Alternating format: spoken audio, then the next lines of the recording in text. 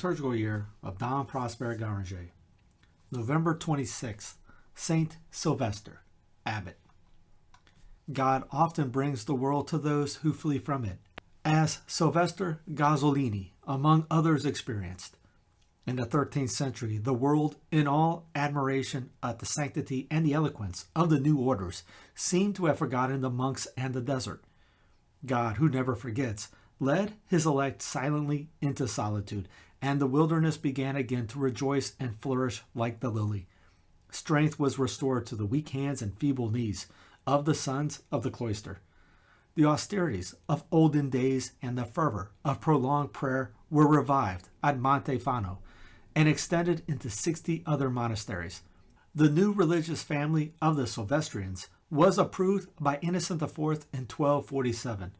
Though originated 7 centuries after St. Benedict and distinguished from the elder families by its blue habit, it claims the Patriarch of Cassino for its legislator and father. Let us read the life of Saint Sylvester, which was inserted in the breviary by Pope Leo XIII.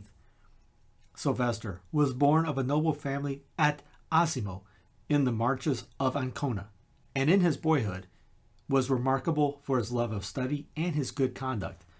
As a youth, he was sent by his father to Bologna to study jurisprudence, but was admonished by God to devote himself to sacred learning. This incited his father to anger, which Sylvester patiently endured for 10 years. On account of his remarkable virtue, the canons of Asimo elected him an honorary member of their chapter, in which position he benefited the people by his prayers, his example, and his sermons.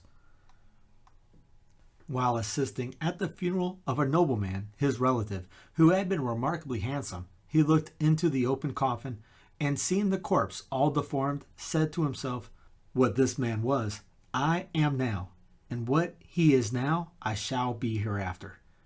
As soon as the funeral was over, reading these words of our Lord, "If anyone will come after me, let him deny himself and take up his cross and follow me," he retired into solitude in order to attain greater perfection.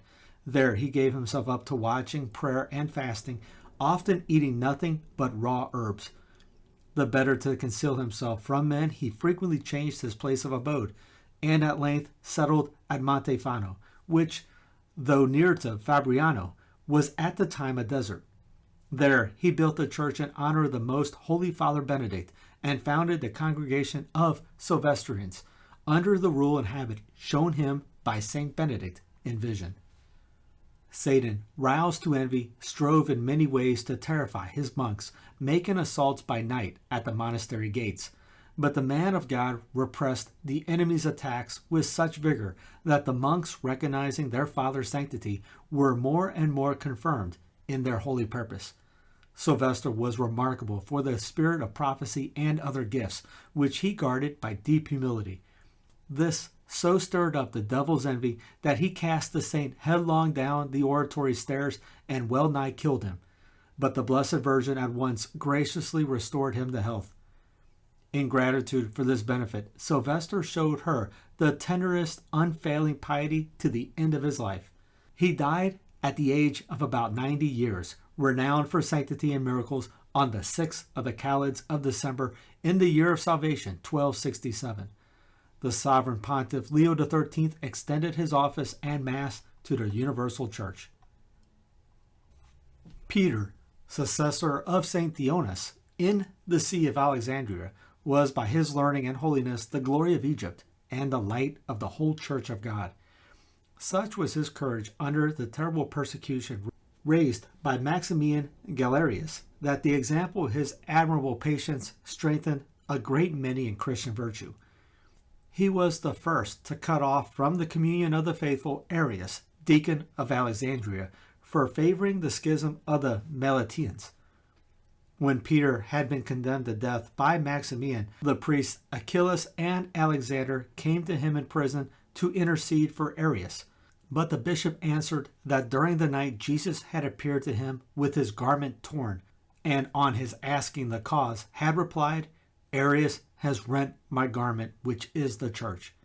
He then foretold that they too would succeed him in turn in the episcopate, and forbade them ever to receive Arius to communion, for he knew that he was dead to God.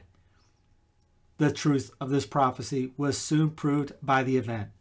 Peter was beheaded and thus went to receive the crown of martyrdom on the 6th of the Calids of December in the 12th year of his episcopate. Let us offer our homage and prayers to the great bishop whom the Church thus commemorates today. For a long time he went by the name of Peter the Martyr, until in the 13th century another Peter Martyr, himself illustrious among all, came to claim the title, leaving his glorious brother to be known as Saint Peter of Alexandria. This saint fought even to death for the law of his God, and feared not the words of the wicked, for he was founded upon a firm rock. Thou hast crowned him with glory and honor, O Lord, and hast sent him over the works of thy hands. Have regard to our weakness, O Almighty God, and since the weight of our own deeds is grievous to us, may the glorious intercession of blessed Peter, thy martyr and bishop, protect us.